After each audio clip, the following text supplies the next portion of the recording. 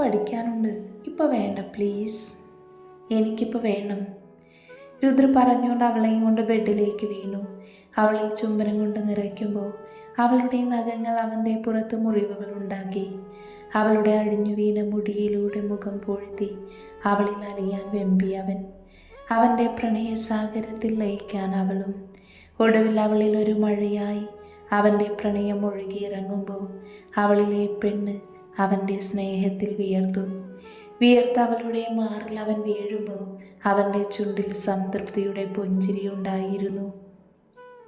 ദേവേട്ട, എന്താടി, നിങ്ങൾ ഇത്രയും റൊമാൻറ്റിക് ആയിട്ടാണോ മനുഷ്യ എൻ്റെ അടുത്ത് ഇങ്ങനെ ഇത്രയും ദിവസം പിടിച്ചു നിന്നത്?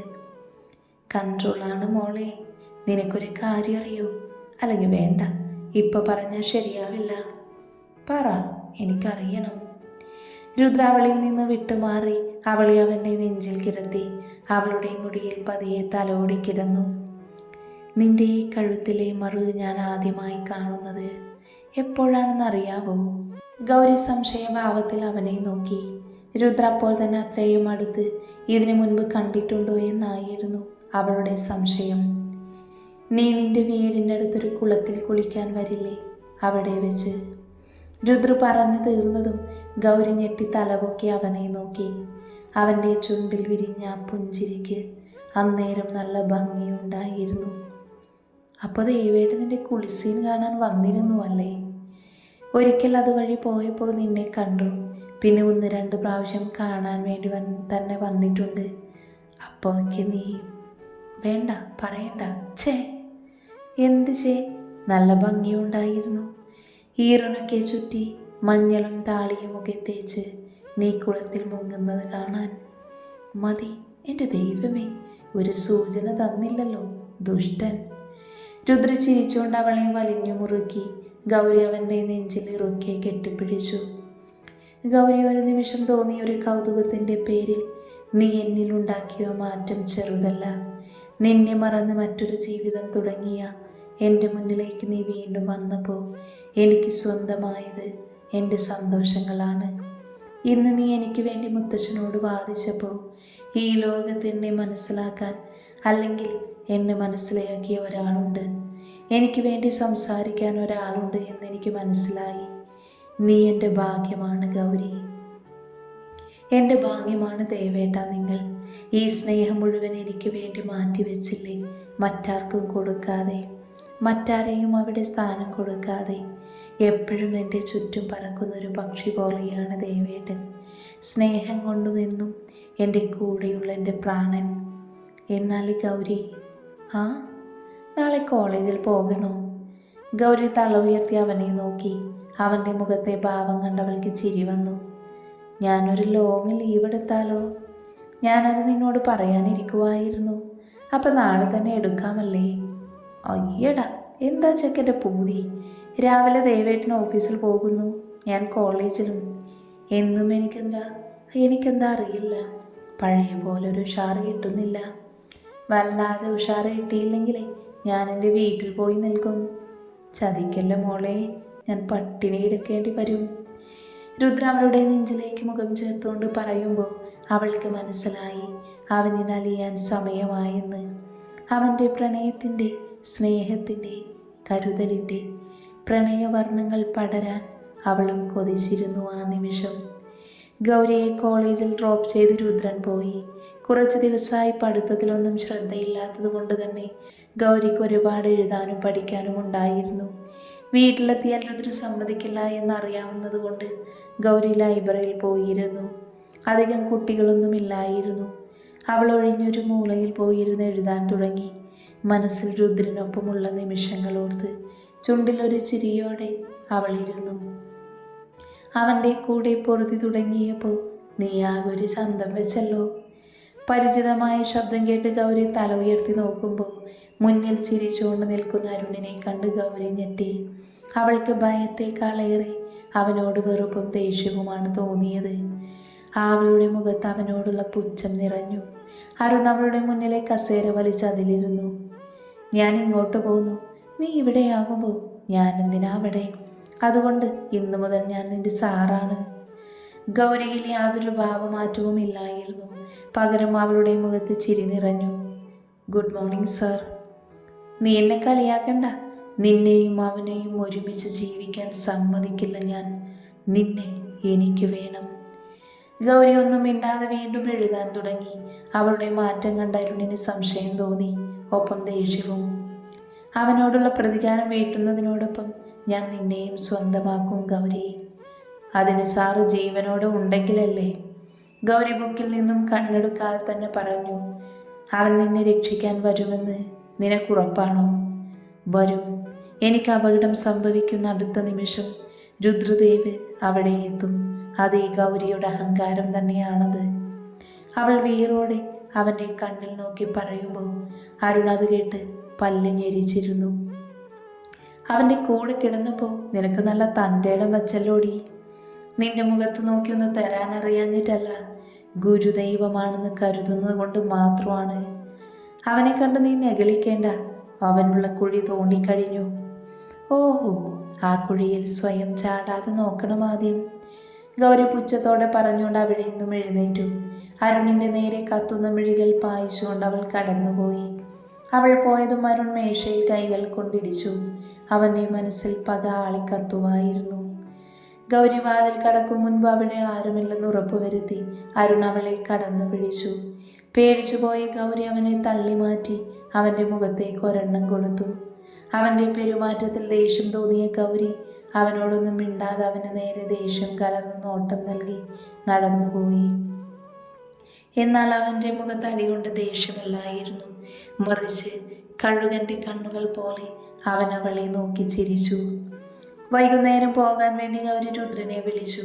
എന്നാൽ അവൻ എടുത്തില്ല. അവൾ ഓട്ടോ പിടിച്ച് വീട്ടിലെത്തി. കുറച്ചു കഴിഞ്ഞ് അവളുടെ ഫോൺ അടിക്കുന്നത് കേട്ട് നോക്കുമ്പോൾ രുദ്രായിരുന്നു. അവൾ വേഗം ഫോൺ എടുത്തു. എവിടെയായിരുന്നു? എത്ര നേരം വിളിച്ചു എന്നറിയോ? കുറച്ച് പണിയുണ്ടായിരുന്നു, അതാ.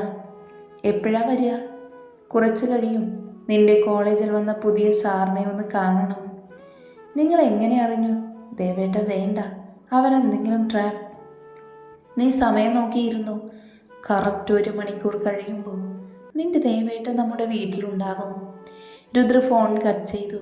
ഗൗരി സമയം നോക്കി. 7 മണിയാവാനാകുന്നു. അവൾക്ക് പേടി തോന്നി. ജയിക്കാൻ വേണ്ടി എന്ത് നെറികെട്ട പണിയും ചെയ്യും അവർ. അവൾ ജോലികളിൽ മുഴുകുമ്പോഴാണ് മുറ്റത്ത് ബൈക്കിൻ്റെ ശബ്ദം കേട്ടത്. അവൾ സന്തോഷത്തോടെ വന്ന് വാതിൽ തുറന്നു. ആഹാ, 1 മണിക്കൂർ ആയില്ലല്ലോ. രുദ്രൊന്നും പറയാതെ അവളെ ഒന്ന് നോക്കുക പോലും ചെയ്യാതെ അകത്തേക്ക് പോയി.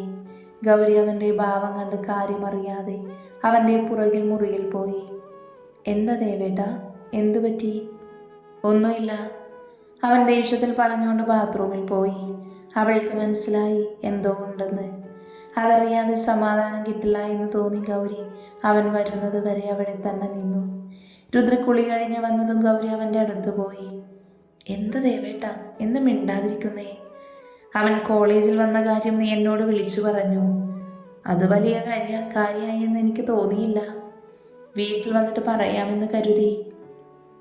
അവൻ പറഞ്ഞു നീയും അവനും കൂടെ പ്ലാൻ ചെയ്താണ് അവനെ അങ്ങോട്ട് കൊണ്ടുവന്നതെന്ന്. അവൻ അങ്ങനെ പറഞ്ഞെന്ന് കരുതി ദേവേട്ടൻ അത് വിശ്വസിച്ചോ? അവൻ നമ്മളെ അകറ്റാൻ വേണ്ടി എന്തെങ്കിലും പറഞ്ഞതായിരിക്കും, അല്ലാതെ ഞാൻ. മതി ഗൗരി, അത് മാത്രമല്ല അവൻ തെളിവും എനിക്ക് തന്നു. എന്ത് തെളിവ്? രുദ്ര അവൻ്റെ അഴിച്ചിട്ട ഷർട്ടിൽ നിന്നും ഫോൺ എടുത്ത് അവൾക്ക് നേരെ നീട്ടി. അതിൽ തെളിഞ്ഞ ഫോട്ടോ കണ്ട് ഗൗരി കണ്ണു മിഴിച്ചു. അവളെ അരുൺ വാരിപ്പുണരുന്നതായിരുന്നു അതിൽ. അവളുടെ ഇഷ്ടത്തോടെയാണെന്ന് കണ്ടാൽ തോന്നും. കോളേജിൽ വെച്ച് അവൻ തന്നെ പിടിച്ചതിനു വേണ്ടിയായിരുന്നു എന്ന് അവൾക്ക് മനസ്സിലായി. എന്നാൽ അവളെ കൂടുതൽ സങ്കടത്തിലാക്കിയത് രുദ്രൻ്റെ പെരുമാറ്റമായിരുന്നു. അവനെല്ലാം വിശ്വസിച്ചിരിക്കുന്നു. ദേവേട്ടൻ ഇത് സത്യമാണെന്ന് വിശ്വസിക്കുന്നുണ്ടോ? പിന്നെ കണ്ണുകൾ കള്ളം പറയില്ലല്ലോ. ഗൗരിക്ക് പിടിച്ചു നിൽക്കാൻ കഴിഞ്ഞില്ല. അവൾക്ക് ദേഷ്യവും സങ്കടവും എല്ലാം തോന്നി. ദേവേട്ടൻ അങ്ങനെ വിശ്വസിക്കുന്നു എങ്കിൽ വിശ്വസിച്ചു. നിങ്ങളുടെ ശത്രു വന്ന് എന്തെങ്കിലും പറഞ്ഞാൽ അത് വിശ്വസിക്കുന്ന ആളാണ് രുദ്രദേവ് എന്ന് എനിക്കറിയില്ലായിരുന്നു. ആരൊക്കെ എന്തൊക്കെ പറഞ്ഞാലും സ്വന്തം പെണ്ണിനെ വിശ്വസിക്കുന്ന ആളാണെന്ന് കരുതി. ഗൗരി, മതി, നിർത്തിക്കോ. എന്തേ? അവൻ്റെ മുന്നിൽ പോലും ഞാൻ തളരാതെ പിടിച്ചു നിന്നത് എൻ്റെ ഭർത്താവ് രുദ്രദേവാണെന്ന് ഉറപ്പുള്ളത് കൊണ്ടായിരുന്നു. പക്ഷേ എനിക്ക് തെറ്റുപറ്റിപ്പോയി. ആരെങ്കിലും എന്തെങ്കിലും പറഞ്ഞാൽ അത് വിശ്വസിച്ച് സ്വന്തം പെണ്ണിനെ അവിശ്വസിക്കുന്ന ഗൗരി പറഞ്ഞു തീരും മുന്നേ അവളുടെ കവിളിൽ രുദ്രൻ്റെ കൈപാടുകൾ വീണു. അതുകൂടായതോടെ അവളുടെ സങ്കടം ഇരട്ടിയായി. അവന് നിറയുന്ന മിഴികൾ കൊണ്ട് നോക്കി അവൾ അടുക്കളയിലേക്ക് പോയി. രുദ്ര തല ഉടഞ്ഞുകൊണ്ട് ബെഡിലിരുന്നു. ഗൗരി കരഞ്ഞുകൊണ്ട് സ്ലാബിൽ പിടിച്ചു നിന്നു. രുദ്ര അങ്ങനെയൊക്കെ പറയുമെന്ന് അവൾ കരുതിയില്ല. തന്നോട് ദേഷ്യം കാണിച്ചതിനേക്കാൾ സങ്കടം അവൾക്ക് അവൻ തന്നെ അവിശ്വസിച്ചതിലായിരുന്നു. കണ്ണുകൾ തുടയ്ക്കും തോറും അവ കൂടുതൽ നിറഞ്ഞുകൊണ്ടേയിരുന്നു. അവൾക്ക് സങ്കടം താങ്ങാൻ കഴിയാവുന്നതിലും അപ്പുറമായിരുന്നു. ഗൗരി മുറിയിൽ ചെല്ലുമ്പോൾ രുദ്ര അവിടെ ഇല്ലായിരുന്നു. ഗൗരി അവനെ നോക്കാതെ തന്നെ വേഗം വന്ന് കിടന്നു. ഉറക്കം വന്നില്ലെങ്കിൽ പോലും അവൾ കണ്ണുകൾ അടച്ചു കിടന്നു. രുദ്രൻ്റെ സാമീപ്യം കൊതിച്ചുകൊണ്ട് അവളുടെ മനസ്സിൽ അവൻ്റെ വാക്കുകൾ തന്നെ മുഴങ്ങിക്കൊണ്ടിരുന്നു. ഓർക്കും തോറും സങ്കടം ഇരട്ടിച്ചു. എത്ര സമാധാനിക്കാൻ നോക്കിയിട്ടും അവൾക്ക് കഴിഞ്ഞില്ല. അരുണിനോട് തോന്നിയ ദേഷ്യത്തേക്കാൾ അവൾക്ക് രുദ്രനോട് സങ്കടമാണ് തോന്നിയത്, തന്നെ അവിശ്വസിച്ചതിൽ. കണ്ണിന് മുകളിൽ കൈകൾ വെച്ച് അവൾ കിടന്നു. കുറച്ചു നേരത്തിനു ശേഷം രുദ്ര മുറിയിലെത്തി. ഗൗരി അതറിഞ്ഞു. എങ്കിലും അവൾ അവനെ നോക്കാൻ പോയില്ല. രുദ്ര ലൈറ്റ് ഓഫ് ചെയ്ത് കിടക്കുന്നതുമെല്ലാം അവൾ അറിഞ്ഞിരുന്നു. ഇന്നലെ വരെ അവരുടെ കളിച്ചിരികൾ മുഴങ്ങിക്കേട്ട മുറിയിൽ ഇന്ന് മൗനം തളം കെട്ടി കിടക്കുന്നു. ഗൗരിക്കുറപ്പുണ്ടായിരുന്നു രുദ്ര തന്നെ അവിശ്വസിക്കില്ല എന്ന്. പക്ഷേ അരുൺ എന്താണ് പറഞ്ഞത് എന്ന് അവൾ ഊഹിച്ചു. എങ്കിലും മനസ്സിലൊന്നും വന്നില്ല. ആ ഫോട്ടോ കൊണ്ട് മാത്രം രുദ്ര തെറ്റിദ്ധരിക്കില്ല, മറ്റെന്തോ കാരണം കാണുമെന്ന് തന്നെ അവൾ ഉറപ്പിച്ചു. ഉറക്കത്തിൽ രുദ്രൻ്റെ കൈകൾ അവളുടെ ഇടുപ്പിൽ ചുറ്റിയതും ഗൗരി അവനെ നോക്കി. ഉറക്കത്തിലാണെന്ന് മനസ്സിലായി അവൾ അവനോട് ചേർന്ന് കിടന്നു. അവൻ്റെ നെഞ്ചിൽ മുഖം വെച്ച് അവൾ ഉറക്കത്തിലേക്ക് വീണു. എന്നാൽ ഇതെല്ലാം അറിഞ്ഞോടെ രുദ്ര കിടന്നു, ഒന്നും ചെയ്യാൻ കഴിയാതെ. രാവിലെ ഗൗരി ജോലിയെല്ലാം കഴിഞ്ഞ് കോളേജിൽ പോകാൻ ഇറങ്ങുമ്പോഴാണ് രുദ്രം ഇറങ്ങുന്നത്. ഗൗരി അവനെ ശ്രദ്ധിക്കാതെ വേഗം മുന്നിലിറങ്ങി നടന്നു. രുദ്ര ബൈക്കെടുത്ത് അവളുടെ അടുത്ത് പോയി നിർത്തി. വഴിയിൽ തടസ്സമായിട്ടാണ് അവൻ നിർത്തിയത്. എങ്കിലും ഗൗരി വഴി മാറി നടന്നു. രുദ്ര വീണ്ടും ബൈക്കെടുത്ത് അവളുടെ അടുത്ത് നിർത്തി. അതുവരെ അവനെ ഒന്ന് നോക്കുക പോലും ചെയ്യാതിരുന്ന ഗൗരി അവനെ ദേഷ്യത്തിൽ നോക്കി. എനിക്കൊറ്റയ്ക്ക് പോകാനറിയാം. ഗൗരി കയറ്. രുദ്ര ഗൗരവം വിടാതെ തന്നെ പറഞ്ഞു.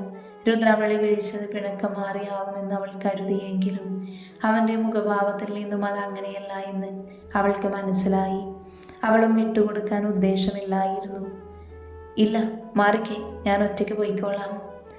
നിന്നോടല്ലടി പുല്ലേ കയറാൻ പറഞ്ഞേ, വെറുതെ എന്നെ. നിങ്ങൾ എന്ത് പറഞ്ഞാലും പേടിച്ച് കൂടെ വരാൻ എന്നെ കിട്ടില്ല. ഗൗരിയുടെ സംസാരം രുദ്രയിൽ കൂടുതൽ ദേഷ്യം തോന്നിച്ചു. അവൻ ബൈക്കിന് ഹാൻഡിൽ പിടിച്ചു മുറുക്കി അവളെ തുറിച്ചു നോക്കി അവൻ പോയി. ഗൗരി നിറഞ്ഞ മിഴികൾ തുടച്ചുകൊണ്ട് നടന്നു. രുദ്രന് ഇത്രയും ദേഷ്യം അവൾ കണ്ടിട്ടില്ല. മനസ്സിൽ അരുണിനെ കാണണമെന്ന് ഉറപ്പിച്ചുകൊണ്ട് തന്നെ അവൾ കോളേജിലേക്ക് പോയി. അവനെ നോക്കി സ്റ്റാഫ് റൂമിൽ പോകുമ്പോഴാണ് അവനെതിരെ നടന്നു വരുന്ന ഗൗരി കണ്ടത്. അവളെ കണ്ടതും അവൻ്റെ ചുണ്ടിൽ വിരിഞ്ഞ സന്തോഷത്തിൻ്റെ ചിരി എന്തിനാണെന്ന് ഗൗരിക്ക് മനസ്സിലായി. ഉള്ളിൽ നുരഞ്ഞു പൊന്തിയ ദേഷ്യം അടക്കി പിടിച്ചുകൊണ്ട് അവൾ അവനെ കാത്തു നിന്നു. എന്താ ഗൗരി, മുഖത്തൊരു വാട്ടം? അവളൊന്നും മിണ്ടാതെ അവനെ തന്നെ നോക്കി. അവൻ ചിരിച്ചുകൊണ്ട് ചുറ്റും നോക്കി. എന്നിട്ട് അവളിലേക്ക് മുഖമൊന്ന് അടുപ്പിച്ചു. നിങ്ങളുടെ ജീവിതത്തിലെ ആദ്യത്തെ കരട് ഞാൻ ഇന്നലെ അവനെ കൊടുത്തിട്ടുണ്ട്. താൻ ശരിക്കും പൊട്ടനാണോ അതോ പൊട്ടനായി അഭിനയിക്കുന്നതോ? അരുണൊന്നും പറയാതെ അവളെ തുറിച്ചു നോക്കി. അവളുടെ മുഖത്ത് അന്നേരം വിരിഞ്ഞ ചിരി അവൻ കണ്ടു. നീ ഒരു ഫോട്ടോ കൊടുത്തത് കണ്ട് നീ പറഞ്ഞതെല്ലാം വിശ്വസിച്ച് എന്നെ തള്ളിക്കളയുന്നൊരു പൊങ്ങൻ കെട്ടിയോനാണെന്ന് കരുതിയോ എൻ്റെ ഭർത്താവ്? രുദ്ര ഇന്നലെ നിന്നെ വെറുതെ വിട്ടിട്ടുണ്ട് എങ്കിൽ അത് നിനക്കുള്ള ദിവസം കുറിച്ചുകൊണ്ടായിരിക്കും. അവൻ്റെ കൂടെ നിനക്കിനി ഒരു ജീവിതമില്ല എന്ന് തിരിച്ചറിവിൽ നിനക്ക് തോന്നുന്നതാ ഇതൊക്കെ.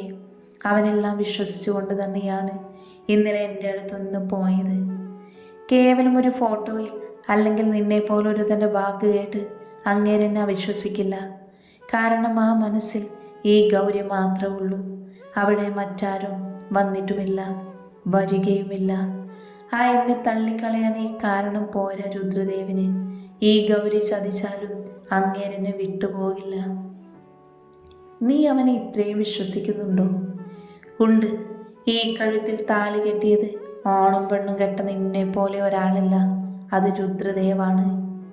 അവളുടെ ഒരു വാക്കുകളും അവൻ്റെ ഹൃദയത്തെ കൊത്തിവലിച്ചു. ഗൗരി അവനെ പുച്ഛത്തോടെ നോക്കി. ഇന്നലെ നിന്നെ ഒന്ന് നോവിക്കുക പോലും ചെയ്യാതെ അങ്ങേര് പോയിട്ടുണ്ടെങ്കിൽ കാത്തിരുന്നു.